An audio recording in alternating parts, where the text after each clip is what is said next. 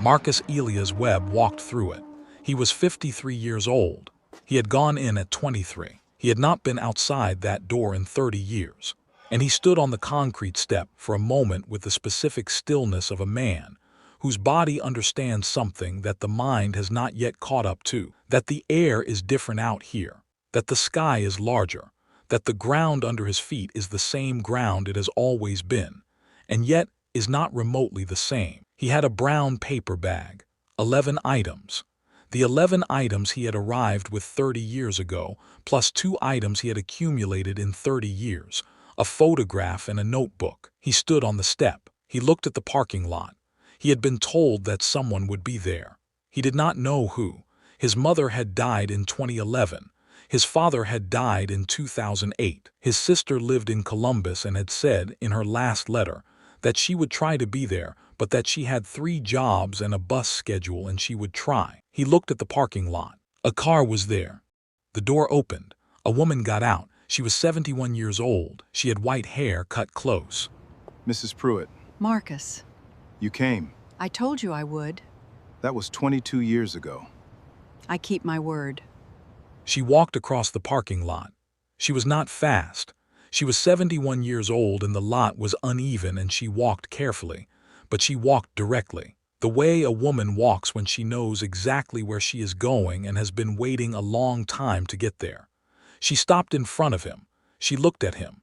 Her eyes were the same. That was the thing. 30 years and her eyes were the same. The specific, complete quality of a woman who looked at you all the way in. She said, "Marcus." He said, "You came." She said, "I told you I would." He said, "That was 22 years ago." She said, "I keep my word."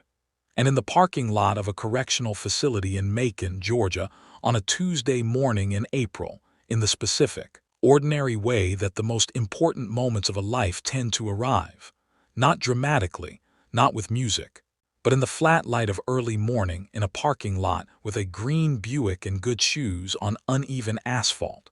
Marcus Elias Webb understood who had opened the door, not the prison door. He had walked through that alone, the other door, the one that had been open for 30 years, that he had not been sure would still be there, that was still there, that was always going to be there. Stay with this story. Subscribe, because what Ruth Pruitt did in the 30 years that Marcus Webb was inside is not something he knew the full extent of, and finding out is going to take him a while. And what it does to him when he finds out is the most important thing in this story. But to understand all of it, you have to understand who both of these people were, not the surface. What built them? The Georgia State Correctional Facility in Macon had been built in 1981 and had, in its 43 years of operation, seen the full range of what correctional facilities see, the individual stories that became, in aggregate, a kind of institutional memory that no single person held, but that existed in the accumulated weight of all the people who had passed through. Marcus Webb had been one of them for 30 years. He had been convicted of armed robbery and second-degree assault in 1994, at 23 years old, in a trial that lasted 4 days and produced a verdict in 3 hours. He had been sentenced to 32 years. He had served 30, released on good behavior and the completion of the educational programming that had been the one consistent, sustaining thing about the previous 3 decades. He had been innocent, not innocent in the complicated way that guilt is sometimes constructed from partial truths and misattributed intentions. Innocent in the plain way, he had not done it. He had been at the wrong place at the wrong time in the company of a man he had known for 6 weeks who had, it emerged much later, been the person who committed the crime and who had provided, in his own interview with the police, an account that had pointed toward Marcus with the specific, self-preserving efficiency of someone who understood what was at stake for themselves. Marcus had maintained his innocence for 30 years. He had been believed in 30 years by a specific and small number of people. His mother until she died, his father until he died, his sister, who had maintained contact through letters that arrived inconsistently, and that were the primary evidence, across 3 decades, that the world outside was still there, and still contained people who knew his name and meant it. and Ruth Pruitt. Ruth Annette Pruitt had been born in Macon, Georgia in 1953. She had been a high school English teacher for 31 years at the same school, Jefferson High on the east side of Macon, which was not the best resource school in the district and which was, partly because of that, the school where the teachers who cared specifically rather than generally tended to end up. She had been Marcus Webb's English teacher in the 10th grade. He had been 15. She had been 35. She had been teaching for 8 years at that point and had developed the specific, calibrated attention of someone who had learned to tell the difference between a student who was disengaged and a student who was unserved, who had not found, in the material or the environment, the thing that made the work feel like it belonged to them. Marcus had been 15 and was clearly the second kind. She had kept him after class on a Thursday in October, not for a failing grade, for a paper he had written that was technically below the assignment's requirements but that contained, in its compressed and imprecise form, something she had not expected. An argument, not the required analysis, an actual argument, one that took a position and moved toward it and did not stop when it got uncomfortable. She had said, "This paper is too short and the citations are wrong." He had said, "I know," she had said, "but the argument in the third paragraph is the best argument in this class." He had looked at her. She had said, "I want you to rewrite this, double the length, fix the citations. Don't touch the argument in the third paragraph, build from it." He had looked at her for a long moment with the specific, assessing attention of a teenager who has been told something unexpected by an adult and is deciding whether it is true. He had rewritten the paper. It had been the best paper she received that year. She had kept him after class for the rest of the school year, not remediation, development. She had given him books that were not on the curriculum, and then talked about them with the intensity of two people, for whom the books were doing work rather than fulfilling a requirement. She had pushed him toward the school's debate team, which he had resisted for 6 weeks, and then joined and then become, within a year, the team's strongest member. She had written a letter on his behalf to a community college in Macon when he graduated, describing what she had observed in 2 years of watching him work. He had been admitted and had started in the fall. She had lost track of him for 2 years. The normal trajectory of a student who graduates and goes forward and has no particular reason to maintain the connection. She had found out about the arrest from another teacher who had seen the name in the paper. She had gone to the trial, not because anyone asked her to, because she had taught him for 2 years and she had read the paper with the argument in the third paragraph, and she had sat across from him in after-school conversations about books he was not required to read, and she had formed, over those 2 years, an assessment of who Marcus Webb was, and that assessment was not consistent with what the prosecutor was describing. She had sat in the courtroom for all 4 days. She had watched the verdict. She had gone home and sat at her kitchen table. She had made a decision. Ruth Pruitt did not have a law degree. She did not have resources. She did not have access to the mechanisms through which convictions were overturned or the networks through which advocates found each other. What she had was the conviction that the assessment she had made of Marcus Webb in 2 years of teaching was accurate, and that accurate assessments, when they contradicted the official record, required someone to maintain them. She had started writing to him 3 months after the conviction. She had written because writing was what she knew how to do. It was what she had spent 31 years teaching, the idea that language was the primary tool for making invisible things visible. She wrote to tell him she was there. She wrote to tell him she was working on it. She wrote to tell him that what she believed about him had not changed. He had written back. The correspondence had gone on for 22 years before it stopped, not because either of them stopped caring, but because Marcus had been moved to a facility that restricted non-family correspondence, and the paperwork to restore Ruth's visitation status had moved through the administrative system with the specific, patient indifference of institutional bureaucracy, and by the time it was resolved, Marcus's mother had died, and he had entered the period that he would later describe to Ruth as the darkest 2 years of the 30. During those 2 years, Ruth had not been able to write. She had continued the other work. The other work was what she had been doing for 20 years between letters. It was the work that Marcus did not know the full extent of.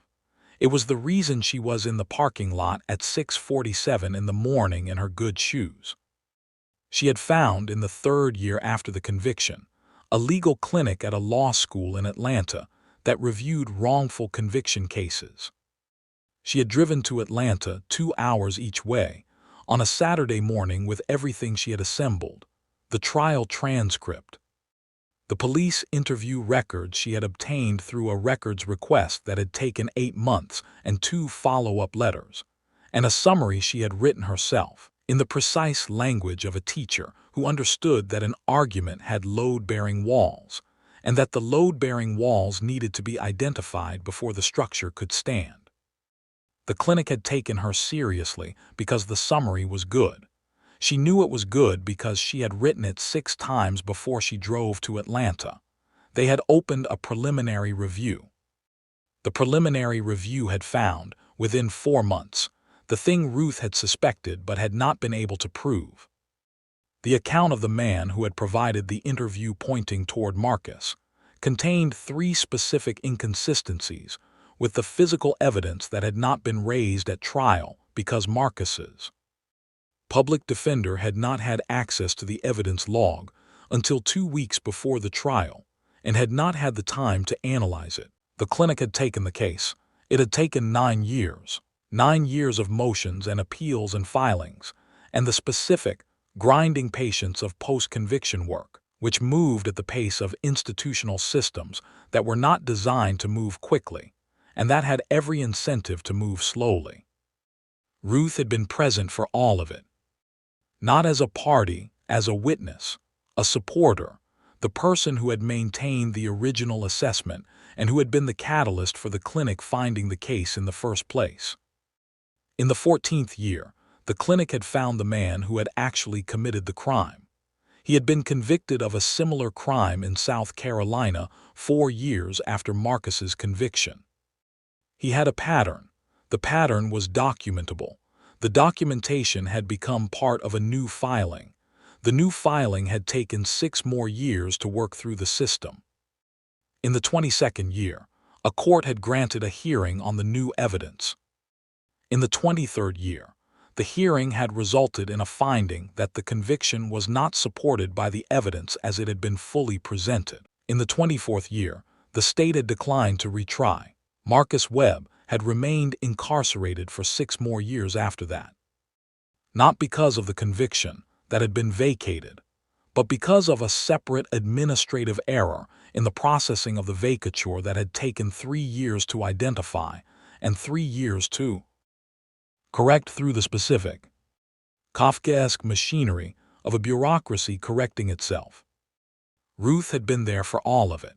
She had been 71 years old and in the parking lot at 6:47 in the morning in her good shoes when the door opened. And that was the thing Marcus Webb had not known the full extent of it. He was about to find out. She did not tell him in the parking lot. She said, "Get in the car. You can put your bag in the back." He put his bag in the back. He got in the passenger seat. The car smelled like her classroom had smelled. Something specific he could not name, but that arrived, through 30 years and the specific alchemy of memory, as the smell of after-school hours and books on a desk, and the window that looked out at the parking lot where students left on buses. She drove. He watched Macon go by through the window. He had not seen Macon in 30 years.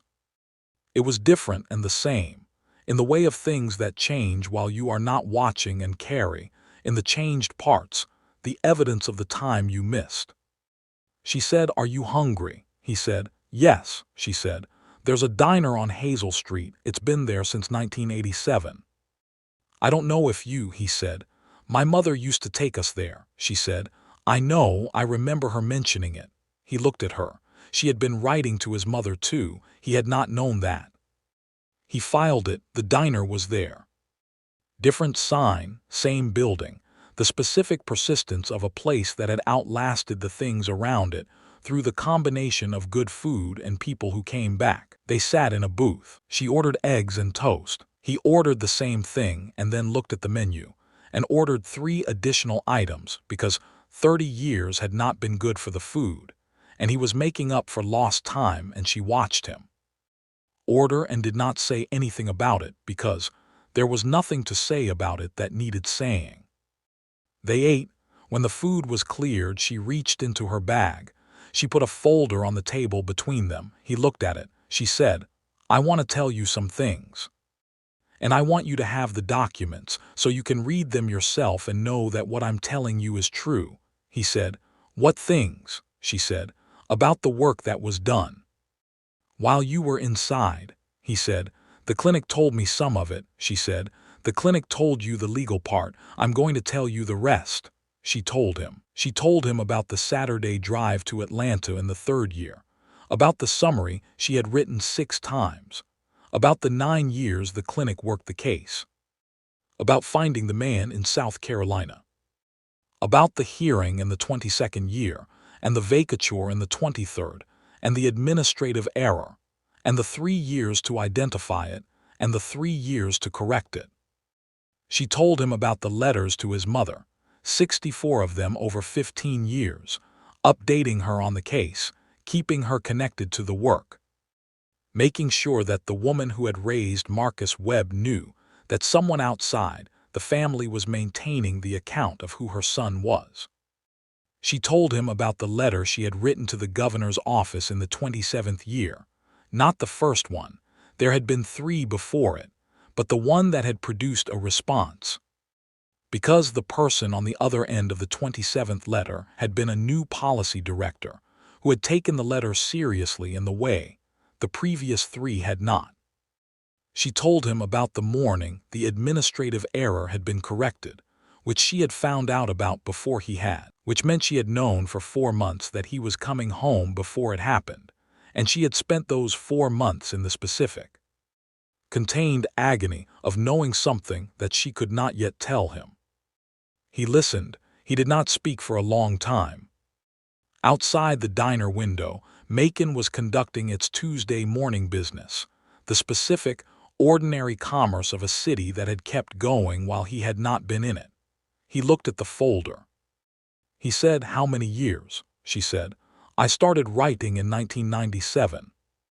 The first drive to Atlanta was 1997. He said, 27 years. She said, "Yes." He said, "You drove to Atlanta in 1997 to find a clinic." She said, "I drove to Atlanta in 1997 because I knew what I had seen in your work, and I knew what the trial had produced, and those 2 things were not the same thing." He said, "I was your student for 2 years." She said, "You were my student for 2 years. But I knew what I knew." He looked at her. He said, "Mrs. Pruitt, why?" She said, "Why what?" He said, 27 years, you taught for 31 years, you retired, you kept going. You're 71 years old, and you're in the parking lot at 6:47 in the morning." "Why?" she said. "Because you wrote an argument in the 3rd paragraph of a paper that was technically below requirements, and I told you to build from it, and you did." She paused. "And then the system told a different story about who you were, and the story was wrong, and I had read the 3rd paragraph." He said, "That's it," she said. "That's it." He looked at his hands on the table. The hands of a 53-year-old man who had spent 30 years in a place that did not care what was in the 3rd paragraph. He said, "I thought about you. Inside. More than I probably should have," she said. "More than is appropriate for a former student to think about a former teacher." He said, "Yes," she said. "What did you think?" He said, "I thought about the paper. About what you said, about building from the argument." He paused. "I thought about it because it was the last time anyone outside of my family told me that something I had done was worth building from." She said, "I know," he said. "Did you know I'd been thinking about it?" She said, "I hoped you had. That was part of why I kept writing." He was quiet for a moment, then he said, I finished a degree, inside 2 of them, mathematics and education, she said. I know. Your mother told me, he said.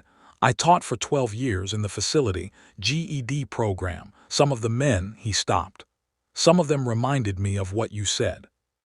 About the argument in the 3rd paragraph, I used it. She looked at him. He said, I told them your work is not the grade. The grade is a measurement. Your work is the thing itself. The thing itself is what matters, she said. Yes, he said. I had 12 years of students saying that, she said. So did I, he said. Did any of them ever, she said. Several. I'll tell you about them. She reached into her bag again. She put a second folder on the table. This one was thicker. He looked at it. She said, letters from former students. They know you're coming home today. Some of them wanted you to have them.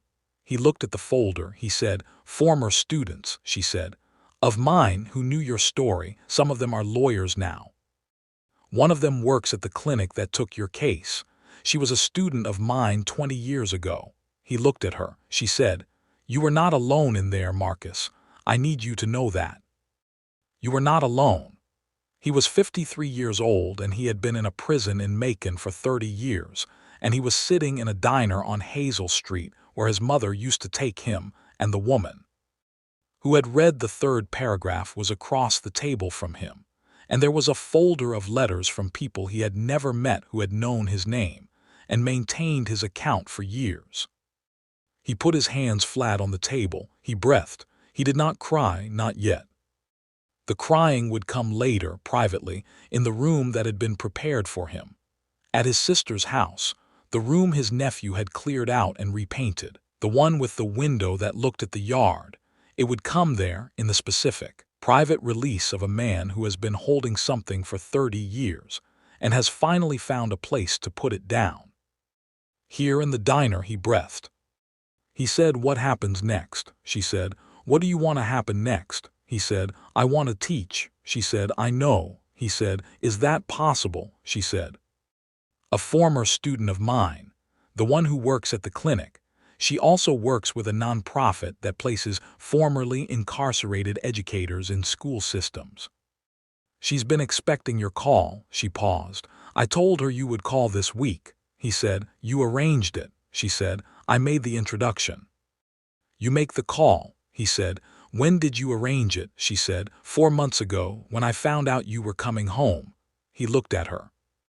He said, you've been planning this for 4 months. She said, 27 years. The last 4 months were the details. He sat with that. Outside, Macon kept going. The Tuesday morning commerce of a city that did not know what was happening in the booth by the window, which was, a man was coming back into the world after 30 years. And the person who had held the record of who he was, who had driven to Atlanta in 1997 and written 64 letters to his mother, and appeared in the parking lot in good shoes at 6:47. In the morning was showing him the folder. He reached across the table. He put his hand over hers. She looked at his hand. She did not move hers. She said, eat your breakfast, it's getting cold. He laughed. The laugh surprised him, the specific, involuntary quality of it, arriving from somewhere he had not expected it to be after 30 years. He laughed the way you laugh when something is both completely absurd and absolutely true. He picked up his fork. He ate. His sister was at the house when Ruth drove him there at noon. She was standing on the front porch in the way of a person who has been standing on the front porch for 20 minutes, because standing on the front porch was better than sitting inside and waiting. Her name was Deja. She was 49. She had 3 jobs and a bus schedule, and she had been there. She came down the steps when she saw the car. Marcus got out.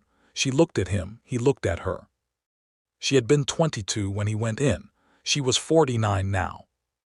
30 years in her face, in the same way 30 years were in his. Not as damage exactly, but as the specific, visible evidence of time, which marks people honestly when they are not trying to hide it. She said, Marcus. He said, Deja. She said, you look like Dad. He said, everyone says that. She said, they were right. She hugged him. Not quickly, The way people hug when they have been not hugging for a long time and understand that the hug is also for all the times it didn't happen. He held her. Ruth was still in the car. She had not gotten out, she was giving them the porch. After a moment, Deja looked over his shoulder. She said, "Is that Mrs. Pruitt?" He said, "Yes." Deja stepped back. She looked at the car. She looked at her brother. She said, "She came." He said, "She said she would." Deja said, "She's been writing to me too, did you know that?" He said, "No," she said, "for 8 years. Since Mama died. She writes on the 1st of every month to tell me how the case is going, to tell me what's happening." He looked at the car. He said, "She didn't tell me," Deja said. "She wanted me to know. She said someone in the family needed to know, and since Mama was gone, she stopped. She said she didn't want you to be carrying the weight of worrying about what we knew." He stood on the porch of his sister's house in Macon, Georgia, on a Tuesday in April. And he looked at the green Buick in the driveway, and the woman in the good shoes who was giving them the porch. He walked to the car. He knocked on the window. She rolled it down. He said, "Come inside." She said, "This is family time." He said, "Come inside, Mrs. Pruitt." She looked at him. He said, "Please." She got out of the car. They walked into his sister's house. His sister, who was 49 and had 3 jobs and had been on the porch. And the woman who had read the 3rd paragraph and driven to Atlanta in 1997 and written 64 letters to his mother and appeared at 6:47 in the morning in good shoes. Deja made tea. They sat at the kitchen table. They talked until dark. He called the nonprofit contact the following Thursday. He was placed in a tutoring position at a community center in Macon within 3 weeks. Not a full classroom, not yet, but a room with a table and students who needed the GED preparation that he had been teaching for 12 years and that he knew how to do with the specific, earned authority of someone who had learned it in the hardest possible context. He taught on Tuesday and Thursday afternoons. The first session, he looked at the students, 8 people, ranging in age from 19 to 54. Each with their own specific and particular story about why they were in this room at this point in their lives. And he said, "I'm going to tell you something that someone told me when I was 15. The grade is a measurement. Your work is the thing itself. And the thing itself is what matters," he said. "We're going to find the thing itself." He started with the student in the front row who had been quiet since she came in, who was looking at the table with the specific, contained expression of someone who has not yet decided whether this room is safe. He said, "What's your name?" She said, "Amara." He said, "Amara, tell me about a time you explained something to someone and they understood it." She looked at him. He said, "It doesn't have to be math, it doesn't have to be school, anything." She thought about it. She said, "I explained to my daughter how to braid hair." He said, "How did you know she understood?" She said, "Because she did it herself without me watching." He said, "That's teaching." "You just described teaching." She looked at him. He said, "We're going to use that. Everything you know about how to teach someone something, we're going to use that." He taught. He taught the way Ruth Pruitt had taught, looking for the argument in the 3rd paragraph, the thing that was worth building from. The specific quality in each person that the grade would not capture, but that was there, present, real, waiting for someone to say, "Build from this." Ruth Pruitt attended the first session. Not as a teacher, she sat in the back, in the chair by the window, the way she sat when she was watching rather than leading. At the end of the session, when the students had gone, she was still in the chair. Marcus was at the front of the room. He looked at her. She said, "You found it." He said, "The thing itself." She said, "Yes." He said, "You showed me where to look." She said, "You already knew. You just needed someone to point." He looked at the room. 8 empty chairs, the table with the practice tests, the whiteboard with the equations he had worked through that afternoon. He said, "Mrs. Pruitt, what do you do after something like this?" She said, "What do you mean?" He said, 30 years, the work you did. "What do you do after?" She said, "You keep going." He said, It can't be that simple, she said. It's not simple, but it's what you do. She stood. She gathered her bag. You go to the next session. You look for the next argument in the third paragraph. You build from what's there. She walked to the door. She stopped. She said, Marcus. He said, yes, she said. I want to tell you something I didn't say in the diner. He waited. She said, in 30 years I taught a lot of students. Some of them I remember clearly. Some I don't. Some of them came back to find me. Some didn't. She paused. But the paper with the argument in the third paragraph, I kept it. I have it in a drawer at home. I've kept it for 38 years. He said. Why? She said. Because it was the best argument I read that year. And because I knew, when I read it, that the person who wrote it was capable of something. And I was not going to let that something disappear without someone having said so, she said. I said so. She went out. He stood in the room for a moment. Then he picked up the chalk. He started preparing for Thursday. There is a kind of faith that is not religious. It is the faith that says, I know what I read in the third paragraph. I know what I saw in 2 years of after-school conversation. I know what the person across from me is capable of. And the official record that contradicts this knowledge is wrong. And being wrong about a person is not something I am going to ratify by my silence. Ruth Pruitt maintained that faith for 30 years. She drove to Atlanta in 1997. She wrote 64 letters. She appeared in a parking lot in good shoes at 6:47 in the morning. She did not do this because it was easy. She did not do this because anyone was watching. She did not do this because there was a mechanism in place that made this kind of sustained, private faith rewarded or even recognized. She did it because she had read the third paragraph. And the third paragraph was true, and the truth of it did not have an expiration date. Here is the question this story leaves behind. Who are you maintaining an account of against an official record that says something different, because you know what you read in their third paragraph? And what would it take for you to drive to Atlanta? If this story stayed with you, share it, subscribe, stay close, because the next one is already coming, and it starts the same way, with a door, and ending the same way, with who opens it. Drop a comment. Tell me, who maintained an account of you when the official record got it wrong? Let them be seen even here, even now, because everybody deserves to be seen.